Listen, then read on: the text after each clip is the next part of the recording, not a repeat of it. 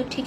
তসফিয়া লিখেছেন ভিউ আর ভাইরাল হওয়ার ধান্দা, লিপস্টিকের পর এবার সিঁদুর দিয়ে ভাইরাল হতে যাচ্ছে। থ্যাঙ্কস ফর আন্ডারস্ট্যান্ডিং আপু, আপনি বুঝে গেছেন আমি বলার আগে, এজন্য ধন্যবাদ। আসলে ব্র্যান্ডরা যারা আমাদেরকে লাইভের জন্য বুক করে তারা অবশ্যই চায় যে তাদের লাইভটা বেশি মানুষ দেখুক। সো ডেফিনেটলি আমি সেটাই চেষ্টা করি যে আমার সাথে যে ব্র্যান্ডসরা কোলাবোরেট করে তাদের মার্কেটিংটা যাতে খুব ভালো হয়। এবং এখন যেহেতু সোশ্যাল মিডিয়াতে নেগেটিভ মার্কেটিং খুব ভালো যায়, সো দ্যাট নেগেটিভ মার্কেটিং করা ভালো না।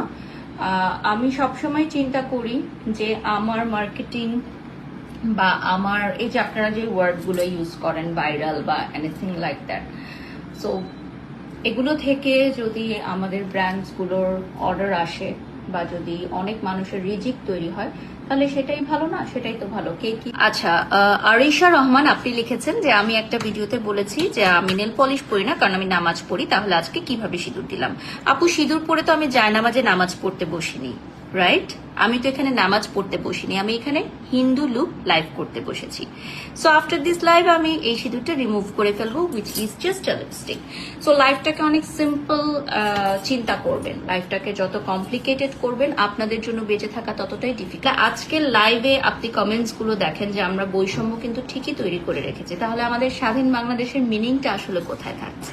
ফারদিন লিখেছেন অপু বিশ্বাস যখন আপনাদের টিমে কাজ করতো তখন তাকে একদম ভালো লাগতো না, সে এখন অন্য টিমে কাজ করছে এবং তাকে দেখতে ভালো লাগে, সবাই তার প্রশংসা করছে। First of all Apu Biswas নিজেই একজন সুপারস্টার, সে কারো টিমে কাজ করার মতো না, ঠিক আছে? এটা হচ্ছে প্রথম কথা। এবং আমরা কোনো টিম নেই, যখন আমরা কাজ করতে যাই, যখন আমাদেরকে কেউ নিয়ে যায় কোনো কোম্পানির থ্রুতে, তখন আমরা যাই, এখানে কেউ কোনো টিম হিসেবে কাজ করে না, প্রথমত। এবং দ্বিতীয়ত হচ্ছে আপনি যে কথাটা বলেছেন এখন তাকে ভালো লাগে, জেনে ভালো লাগলো।